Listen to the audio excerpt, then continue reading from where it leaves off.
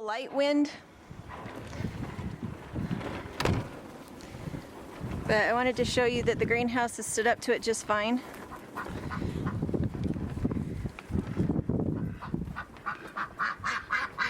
Hey guys! Alright, there you go.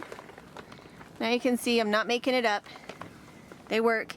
There's tomatoes and celery and basil on this side, onions, all that kind of thing. Dill at the end. I do have milk jugs on top of the tomatoes. That is a rhubarb. And it is very, very cold today.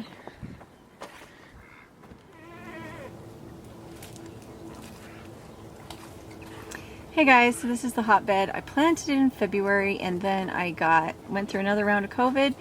Got sick enough that I didn't come out and cover the bed at night.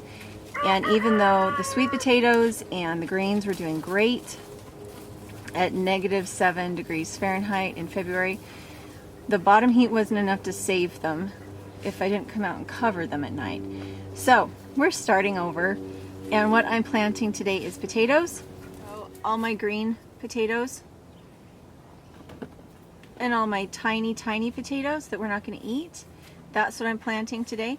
It means we'll probably get a nice harvest of potatoes in about May, little potatoes for spring, and they'll do just fine in the hotbed. I do have beets and carrots and other greens coming up right now, radishes, but the potatoes are going to be nice to put in, and I have set up an automatic watering system now with soaker hoses so that anybody in my family can screw the hose on, turn it on, and they can water. So the greenhouse does have an automatic venting system. I don't like to use it in the middle of summer. Instead, I open up this door, I open that door, and I let the air blow through rather than worrying about electricity bills increasing because of the fan.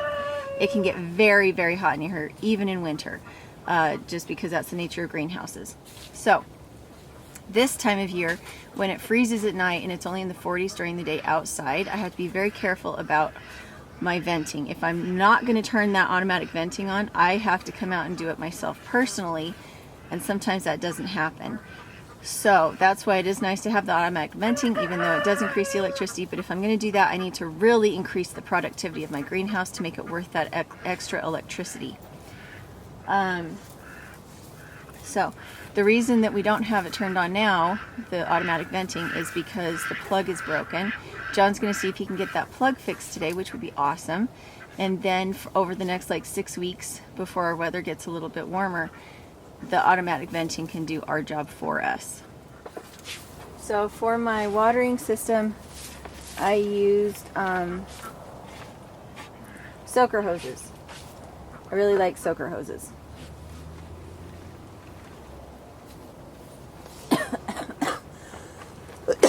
I'm sorry, you guys can probably hear pretty well that COVID has kicked my butt this year. Alright, I'm trying to put them in spots where something else isn't already coming up.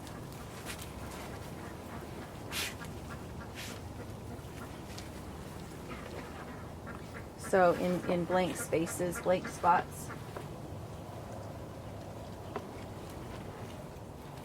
And the trick with the hotbed is just to keep planting until something comes up. Just like with any other garden. If your first batch doesn't do well, then that doesn't mean stop. It means put in another batch. It might be something different than what originally you wanted to have there. But it's better to get some harvest than no harvest, right? And you can grow potatoes in sawdust even. So something like a hotbed is pretty perfect.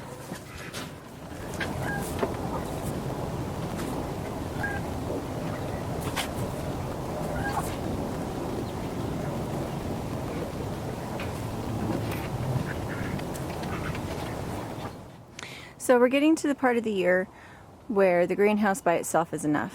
Where the greenhouse and the hotbed together really shine is in the really harsh winter months when it's freezing day and night. Pardon me. Now, outside, my ground is still frozen. I cannot plant anything. Inside, it's warm enough during the day that the soil has thawed a little bit. The soil itself isn't going to be as warm as the hotbed is, but it's warm enough that I could plant something like peas or spinach. Now in the hotbed I can do warm weather crops like the sweet potatoes, the regular potatoes, tomatoes, things like that at this point. And I did have zucchini planted in here until I stopped covering things at night, and then it died, because with the subtropical type plants like tomatoes and peppers and things like that, they do need to be covered at night, even with the bottom heat from the hotbed. Alright, these are the red potatoes. You can see they're really tiny and they're just starting to sprout, so it's a great time to plant them. So I have Yukon Golds in this side of the bed. Now I'm going to go to the other side and do the tiny red ones, and I'll try and remember and get a clip of what they look like in their bucket.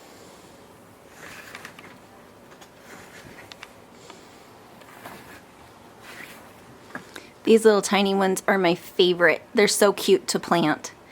These are actual red potatoes that are, you know, about half the size of my palm.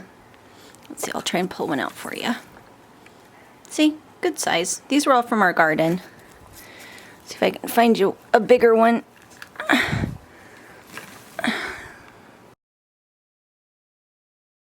But I mean, these guys are so tiny.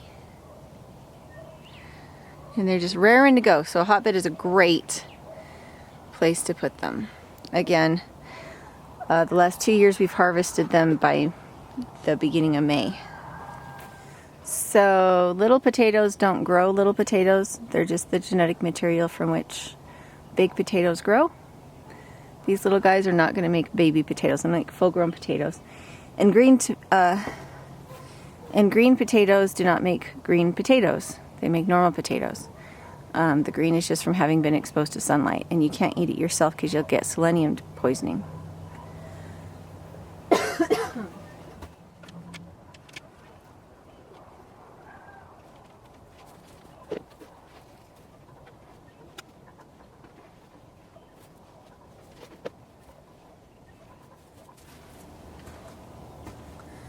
I like to do roots and greens in the same bed because they're a good cross indicator of whether or not you have enough fertility, if you have enough water.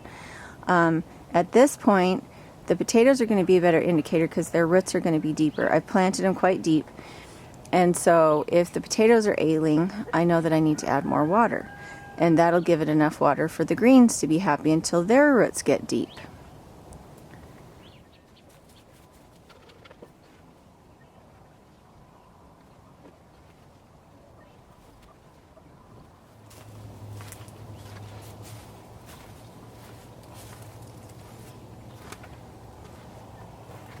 Alright, that's how many I have left. I mean, you can see really how far it goes.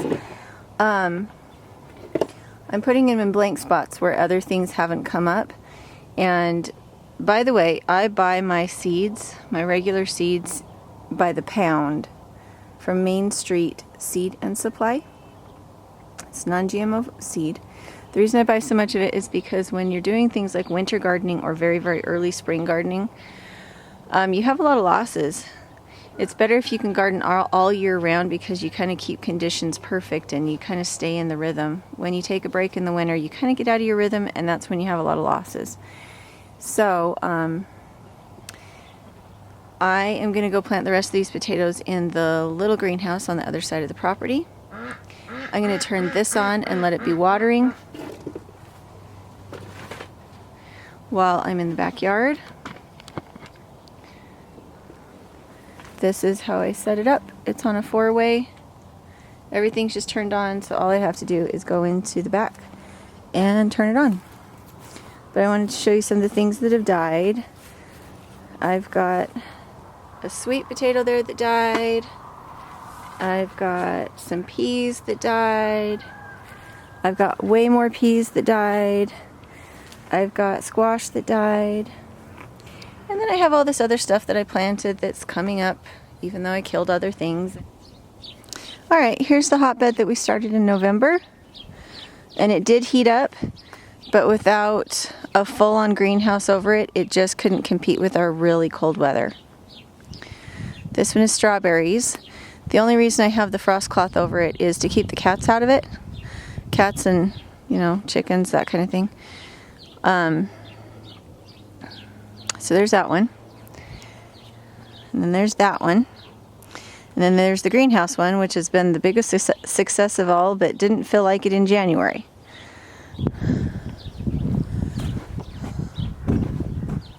And then this is the hotbed that's being filled up with kitchen waste, and the rabbits are pooping into it. So they are filling up the hotbed for us.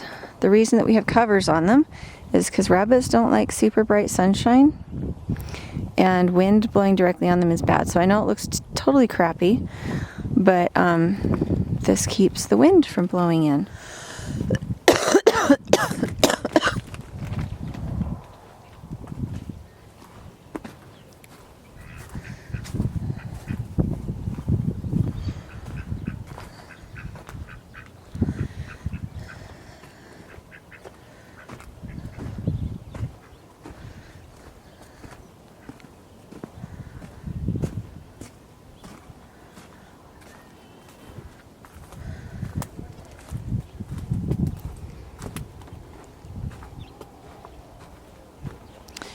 Alright, so here's the little greenhouse.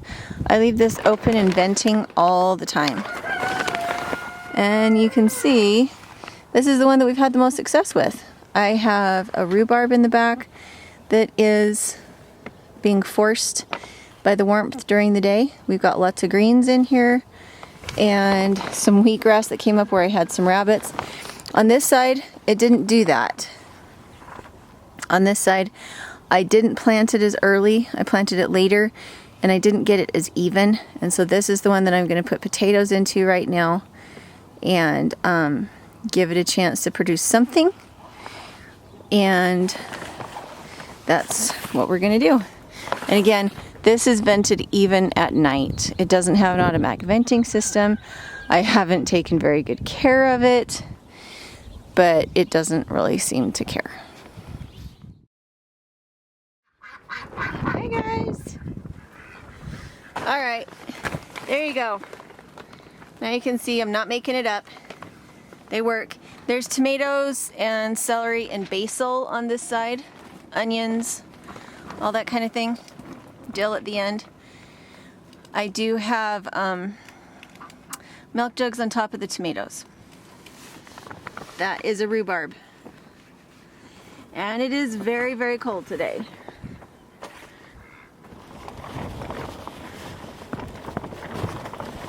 Alright, once again, all the hotbeds are connected by hoses and splitters so that when I turn the pump on, all the hotbeds get watered at once. So I wanted to come in and show you what we got. We've got onions, but in the last video I was showing you planting the potatoes. So I wanted to show you the potatoes. And you can see a little bit of the wool. I need to go turn the water on. I'm a little concerned about turning the water on because it's so cold outside, but there's mushrooms, there's tomatoes. I don't know how well the tomatoes are going to do. They don't really like being in these. Oh, here's another potato. If you put a milk jug over them, they do even better. My untidy table, my really big garlic, my wheat from what the ducks were eating here in the winter. Anyway, I wanted to show you, this is onion. I don't know what's under here. Dill. Greens. So right now I am harvesting out the radishes for the rabbits. And I do need to go turn the water on. Because what I can see is this light color of soil on the top. Even though there's water underneath, the fact that it's a light color on top tells me that I need to water again. Just because it's a massive bed of compost. It takes a little bit of water to keep things going. This is kudzu, for those of you who want to freak out about that. There's no way it would survive outside. There's nothing for it to get connected into that would allow it to survive here. But the potatoes are beautiful, and it is April 4th. Our last frost date. Our last frost date is June 28th. The last few years we've had a really good frost the end of June. So by the time we get into, you know, end of May, we'll have some spring potatoes that we can eat. And if I had planted them earlier, we would have had food from them earlier, but I didn't. See that? That tomato does not like being underneath that milk jug anymore. No more of it. So again, potato, potato. It's always really unpredictable what's going to make it and what isn't. But you can see I've got a lot of Swiss chard in here, a lot of radishes, and again, it's the radishes that I'm harvesting right now. This is my fig. I don't know if it's going to come back or not.